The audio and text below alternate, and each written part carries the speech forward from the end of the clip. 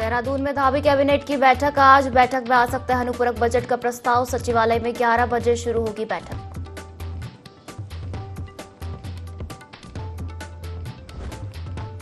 उत्तराखंड में आज डॉक्टर्स की हड़ताल। आईएमए की अपील पर की जा रही हड़ताल। पूरे प्रदेश में बंद रहेगी मेडिकल सेवाएं।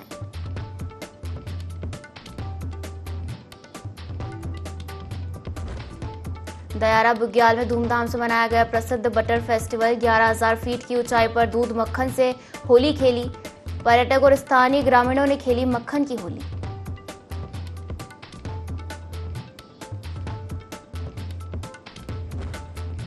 ओलंपिक खेलने के बाद लक्ष्य सेन पहली बार पहुंचा अल्मोड़ा। स्थानीय लोगों ने किया जोरदार स्वागत। देश के लिए पदक जीतने को बताया प्राथमिकता।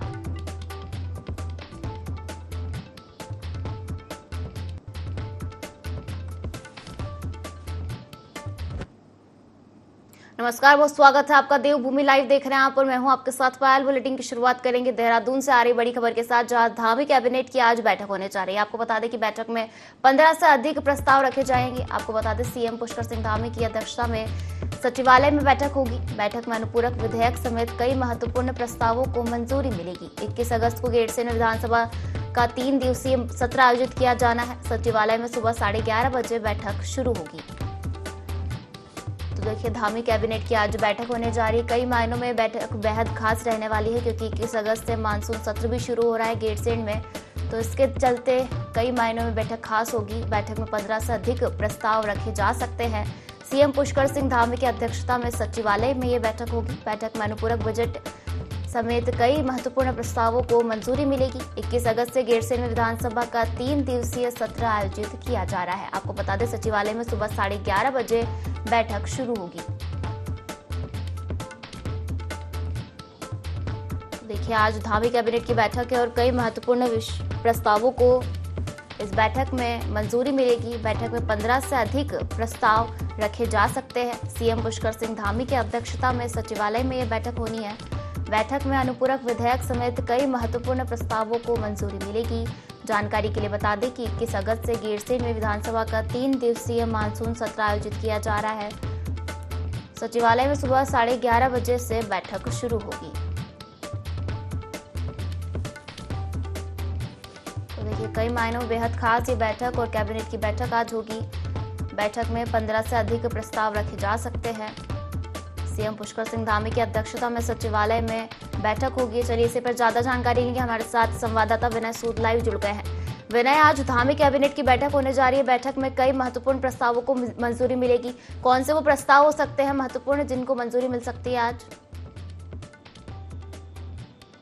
जी बिल्कुल पायल, देखिए आपको बता दें कि आज धामी कैबिनेट की जो अहम बैठक है वो सचिवालय में सुबह 11:30 बजे से जो है शुरू हो जाएगी। और इसको लेकर के आपको ये भी बता दें कि जिस तरह से 21 तारीख से लेकर के 23 तारीख तक गैरसैंण में जो मानसून सत्र होना है विधानसभा का, उसको लेकर के भी जो है यहाँ पर बात की जा सकती है। साथ ही साथ आपको यही बताना चाहेंगे कि बैठक में अनुपूरक बजट की अगर बात की जाए तो अनुपूरक बजट जो है उसको लेकर के जो है यहाँ पर प्रस्तावों को भी जो है मंजूरी इस दौरान यहाँ पर मिल सकती है। काफी महत्वपूर्ण जो बैठक है ये मानसून सत्र से पहले जो है इस दौरान आज मानी जा रही है। जी बिल्कुल विनय, और देखा जाए तो निकाय चुनाव भी होने वाले हैं। ऐसे में निकाय चुनाव के ओबीसी आरक्षण की एक्ट और नियमावली भी तैयार कर ली गई है।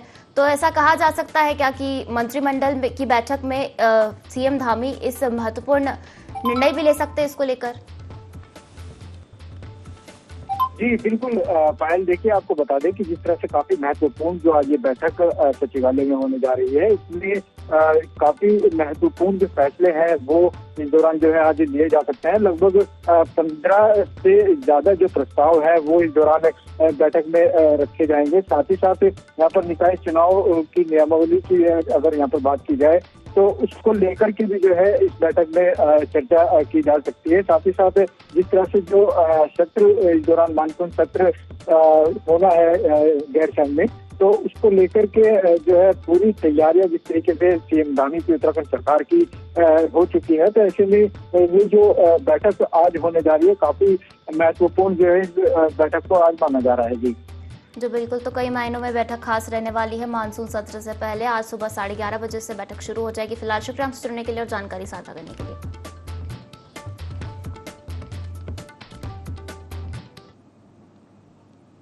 चलिए आगे बढ़ेंगे और बांग्लादेश में हिंदुओं पर हो रहे हमलों से पूरा भारत चिंता में है। हिंदू संगठन और साधु संतों द्वारा लगातार विरोध प्रदर्शन करते हुए हिंदुओं का समर्थन कर रहे हैं। इसी क्रम में धर्मनगर हरिद्वार के साधु संतों द्वारा एक आक्रोश रैली निकाली गई। यह आक्रोश रैली हरिद्वार के कुचली आश्रम से शुरू होकर हर की पैड़ी ब्रह्मकुंड पर संपन्न हुई, जहां संतों हिंसा में मारे गए लोगों की आत्मा की शांति के लिए 2 मिनट का मौन रखा गया। इस आक्रोश रैली में शामिल संतों का कहना था कि जिस तरह से बांग्लादेश में हिंदुओं पर लगातार हमले किए जा रहे हैं वह तत्काल रुकने चाहिए। भारत सरकार और यूएनओ को इसमें हस्तक्षेप करते हुए हिंदुओं की रक्षा करनी चाहिए थी। साधु संतों का कहना है कि बांग्लादेश में हिंदुओं की जो हालात है उसे मन में आक्रोश था, उसके चलते संतों द्वारा एक आक्रोश रैली निकाली गई है।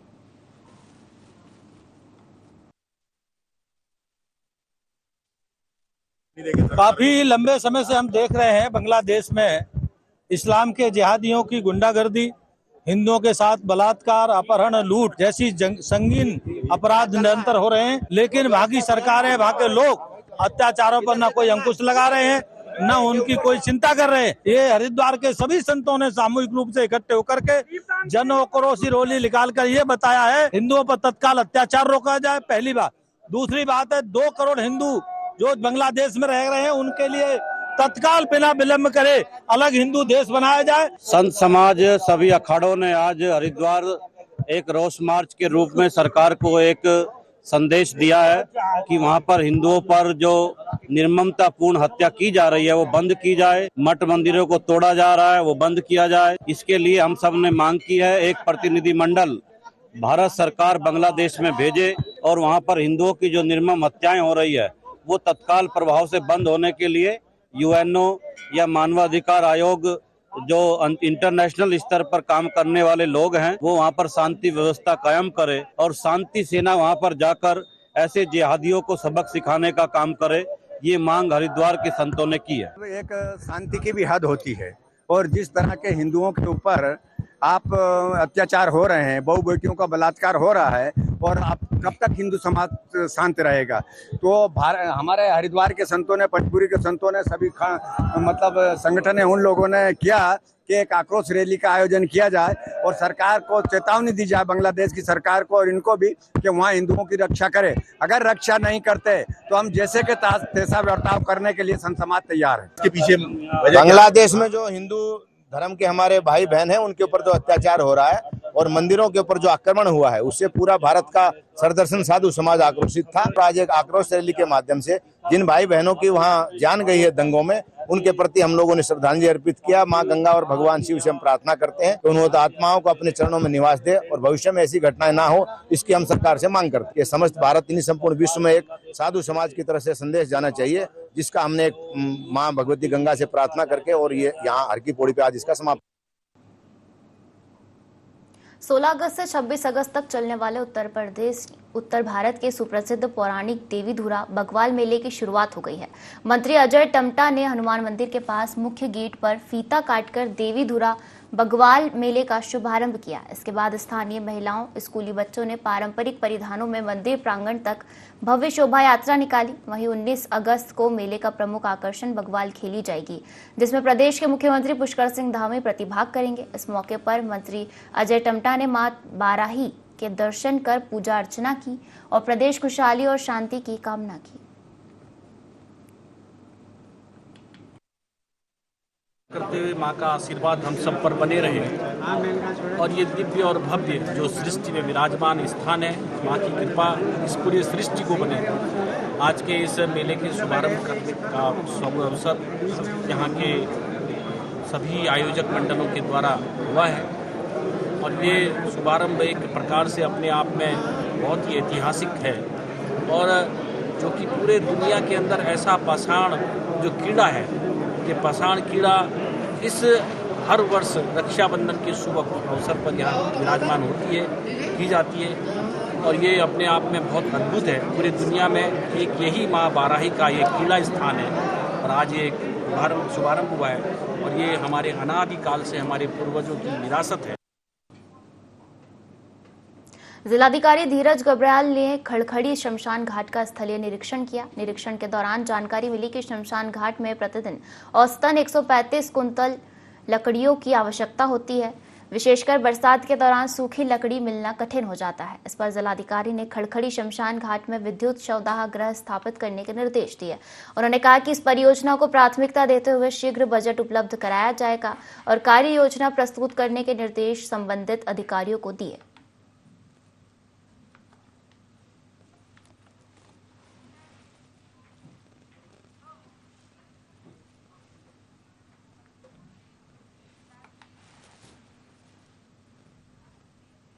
योग गुरु बाबा रामदेव ने एक बार फिर एलोपैथी चिकित्सा पद्धति पर तीखा हमला बोला है। बाबा रामदेव ने आरोप लगाया है कि हर साल एलोपैथी की दवाइयों का सेवन करने से करोड़ों निर्दोष लोगों की जान जा रही है। अपने बयान में बाबा रामदेव ने चिकित्सा स्वाधीनता आंदोलन को और भी जोरदार ढंग से आगे बढ़ाने का ऐलान किया। उन्होंने कहा कि अब समय आ गया है कि हम स्वदेशी चिकित्सा पद्धतियों को और भी मुखर करें और एलोपैथी की दवाइयों पर निर्भरता को कम करें। बाबा रामदेव का यह बयान फिर से चिकित्सा क्षेत्र में विवाद खड़ा कर सकता है, क्योंकि इससे पहले भी उनके एलोपैथी विरोध बयान चर्चाओं में रहे हैं।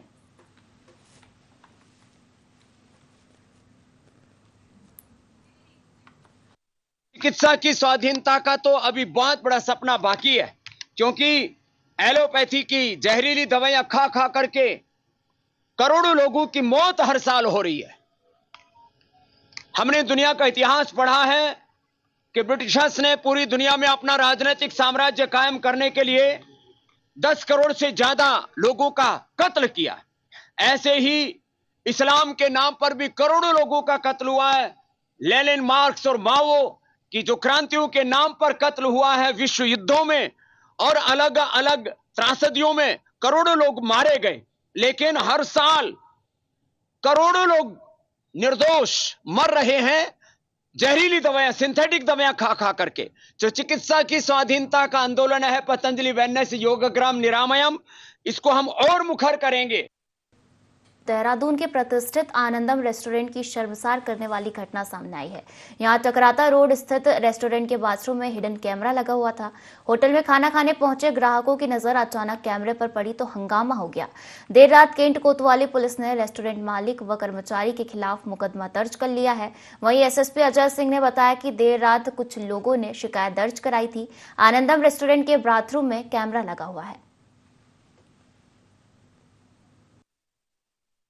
घृणित मामला है। महिलाओं की सुरक्षा को लेकर ये बहुत ही घृणित मामला सामने आया है कि प्रतिष्ठित रेस्टोरेंट आनंदम रेस्टोरेंट जैसी जगह पर, और वो हिडन कैमरा नहीं, किसी व्यक्ति ने वहाँ के ही रेस्टोरेंट के किसी व्यक्ति ने वहाँ पर मोबाइल में कैमरा ऑन करके छुपा के रखा था। क्योंकि हिडन कैमरा अगर लगा होता तो इससे पहले जिस प्रकार से पुलिस हर जगह रेस्टोरेंट्स में और होटल्स में छापेमारी करती रहती है उसमें वो निश्चित रूप से आ जाता, लेकिन वो उसी समय फोन को रख के किया गया था, कैमरे को ऑन करके। उसके बाद थोड़ी देर बाद उसको हटा भी लिया गया।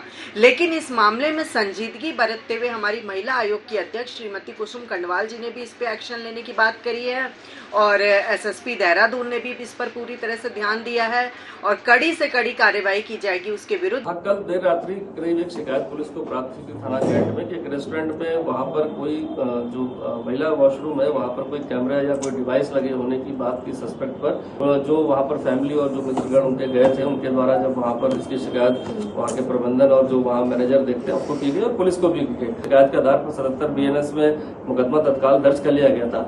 मंडल है जो काम करता है, जो सफाई का जो वॉशरूम की सफाई की जिसकी जिम्मेदारी है, उससे जब सख्ती से पूछताछ की गई तो उसने बताया कि वो अपने मोबाइल को ऑन करके कभी कभी बीच में रख देता था। ऐसी घटना उसने बताया कि 2-3 बार ही इससे उसने करी थी और कल जब देर रात्रि ये हंगामा हुआ तो उसने वो तुरंत जाके मोबाइल अपना निकाल लिया। चूंकि मोबाइल जब उसका चेक किया गया टीम द्वारा तो उसने वो चीज़ों को डिलीट कर दिया था, जिसको अभी मोबाइल को सील करके हम उसको FSL भेज रहे हैं। और क्या तो उस सभी चीज़ों के लिए हमारी टीम वहाँ पर गई हुई है और उसको हिरासत में ले लिया गया और आज माननीय न्यायालय में उसको पेश किया। जम्मू के डोडा में शहीद हुए कैप्टन दीपक सिंह का पार्थिव शरीर हरिद्वार के खड़खड़ी पहुंचा, जहां उन्हें पूर्ण सैन्य सम्मान के साथ अंतिम विदाई दी गई। राज्य की ओर से कैबिनेट मंत्री गणेश जोशी ने शहीद कैप्टन सिंह को श्रद्धांजलि अर्पित की। शहीद के पार्थिव शरीर को श्रद्धांजलि देने के लिए बड़ी संख्या में आला अधिकारी और स्थानीय लोग भी उपस्थित थे। कैबिनेट मंत्री गणेश जोशी ने कहा कि उत्तराखंड के लिए यह गौरव की बात है कि यहां से देश की सेना में 75% जवान भेजे जाते हैं। शहीद कैप्टन दीपक सिंह की वीरता और बलिदान ने एक बार फिर उत्तराखंड की माटी को गौरवान्वित किया है। उनका यह बलिदान सदैव याद रखा जाएगा। उत्तराखंड वीरों की भूमि है, राष्ट्रभक्तों की भूमि है। देश की सेना का 17.5% की पूर्ति उत्तराखंड जैसा छोटा सा राज्य करता है। देश की रक्षा करने वाला हर 5वां सैनिक हमारे उत्तराखंड से होता है। अभी 1 महीने के अंदर हमारे 8 से अधिक वीरों ने देश की रक्षा के लिए अपने प्राणों की आहुति दी। आज हम उस महान नायक को नमन कराए हैं। कैप्टन दीपक कुमार जो 48 आरआर के थे, डोडा में आतंकवादियों से मुठभेड़ में वो शहीद हुए हैं। मैं दिल की गहराई से अपनी सरकार की ओर से, अपनी ओर से, देश की जनता की ओर से उस महान नायक को नमन करता हूं। और मैं ये कहना चाहता हूं, इस संकट की घड़ी में पूरा देश, पूरा प्रदेश इन परिवारों के साथ में है। उत्तराखंड में लगातार हो रही बारिश से मैदानी जिलों में बाढ़ का खतरा गहराता जा रहा है। हरिद्वार जिले में स्थिति गंभीर होती जा रही है, जिससे कांग्रेस विधायक अनुपमा रावत ने चिंता व्यक्त की है। उन्होंने कहा कि बाढ़ बीते वर्ष भी हरिद्वार जनपद में किसानों की फसलें बर्बाद हो गई थी और कई घरों में पानी घुस चुका था, जिससे लोगों की मुश्किलें बढ़ गई हैं। अनुपमा रावत ने विधानसभा में इस मुद्दे को उठाया और हरिद्वार के लिए विशेष राहत पैकेज और रिलीफ की मांग की। उन्होंने कांगड़ी गाँव का विशेष रूप से उल्लेख किया, जो कि एक ऐतिहासिक और पौराणिक गांव है, और बताया गया कि गांव लगातार डूबता जा रहा है। वहीं उन्होंने किसानों को मुआवजा देने की भी मांग की।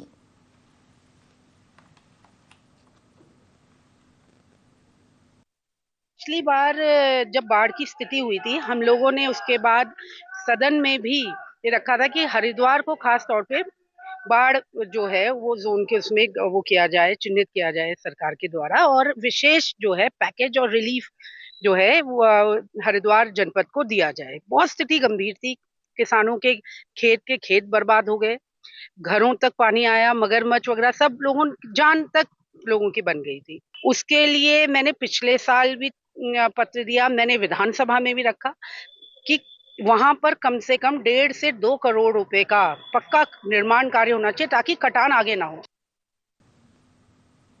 मुख्यमंत्री के निर्देशन पर रुद्रप्रयाग जनपद के प्रभारी सचिव और आर राजेश ने केदार घाटी में अतिवृष्टि के बाद चल रहे कार्यों का संबंधित अधिकारियों के साथ स्थलीय निरीक्षण किया।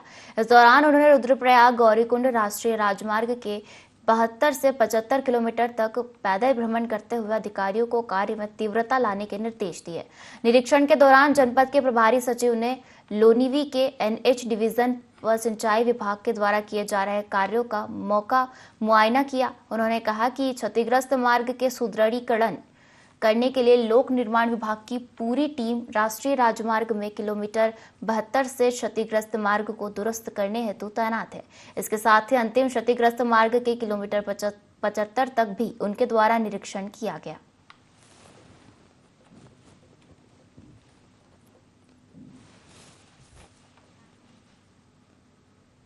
आगे बढ़ेंगे और बैडमिंटन खिलाड़ी लक्ष्य सेन की हल्द्वानी पहुंचने पर खेल प्रेमियों ने उनका जोरदार स्वागत किया। बता दें कि पेरिस ओलंपिक में लक्ष्य सेन ने 4था स्थान हासिल किया था। पेरिस ओलंपिक में बेहतरीन प्रदर्शन करने के बाद लक्ष्य सेन जब हल्द्वानी पहुंचे तो उनका स्वागत किया गया।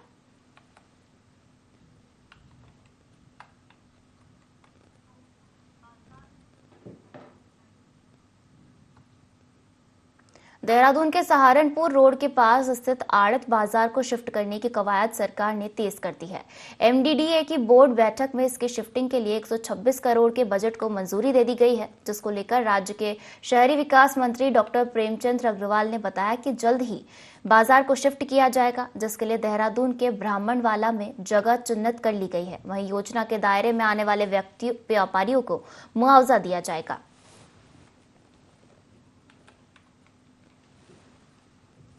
में प्रक्रिया चल रही थी, उनके साथ बैठ के बातचीत हुई है, उनको मुआवजा दिया जा रहा है, उनके हिसाब से उनके साथ बातचीत हुई है।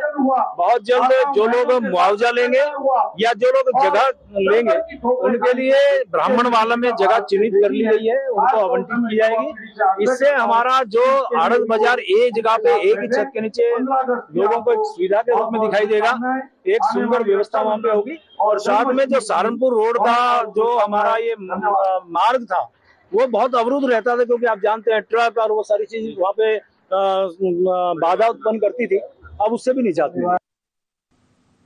रुद्रपुर क्षेत्र से पिछले 45 दिनों से लापता 13 वर्षीय बालक हमजा बैग को लालकुआं पुलिस ने खोज निकाला है।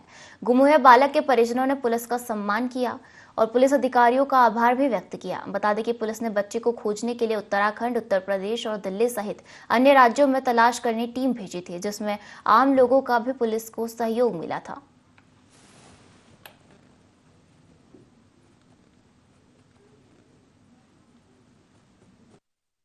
का रहने वाला हूँ।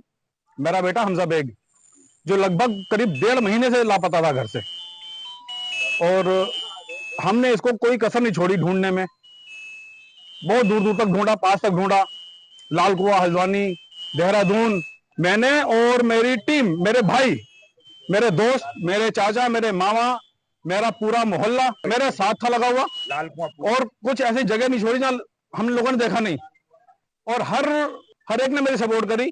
लालकुएं वालों ने, चाहे लालकुएं की बात हो, हल्द्वानी की बात हो या काठगोदाम की बात हो, यहाँ के लोग इतने बढ़िया हैं, मेरी बहुत सपोर्ट करी है। हिंडनबर्ग की नई रिपोर्ट आने के बाद में विपक्षी पार्टियां सेबी चीफ माधवीपुरी बुच के इस्तीफे और अडानी ग्रुप से जुड़े मामले में जेपीसी की मांग कर रहे हैं। अब इसी मामले को लेकर देश की सबसे पुरानी पार्टी कांग्रेस आने वाली 22 तारीख को देशव्यापी घेराव करेगी। प्रदेश अध्यक्ष करण माहरा ने कहा कि सरकारी पैसे से सरकारी संपत्तियों को खरीदने का एक क्रम चल चुका है। हमारे यहाँ हमारी ही संपत्तियों को कमजोर कर अडानी के द्वारा हमारे संपत्तियों को खरीदा जा रहा है। यह अब अधिक दिनों तक चलने वाला नहीं है। जब हमारी सरकार आएगी तो हमें इसे उल्टा कर देंगे।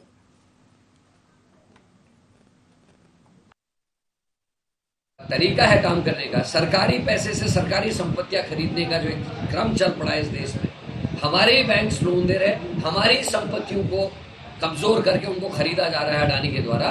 तो ये जो चल रहा है ये ज्यादा समय तक चलने वाला नहीं है। हमारी सरकार आएगी, हम इस सब चीज को उल्टा कर देंगे, पलटने का काम करेंगे। और जिस तरीके से सीबीआई और ईडी का बेजा इस्तेमाल भारतीय जनता पार्टी की सरकार विपक्ष के लिए कर रही है एक टूल के रूप में, उसका हम विरोध करेंगे। 22 तारीख को राष्ट्रव्यापी आंदोलन है। हर राज्य में जहां जहां ईडी के दफ्तर हैं उन ईडी के दफ्तरों का घेराव किया जाएगा और आगे की रणनीति जल्द ही हम आप लोगों से खुलासा करेंगे।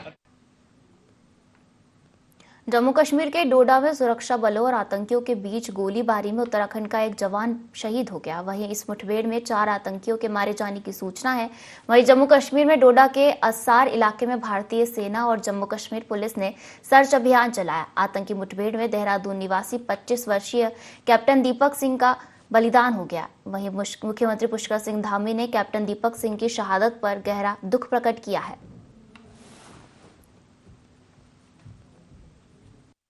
शहादत ऐसे अवसर पर हुई है देश की रक्षा के, उन्होंने अपना सर्वोच्च बलिदान दिया है।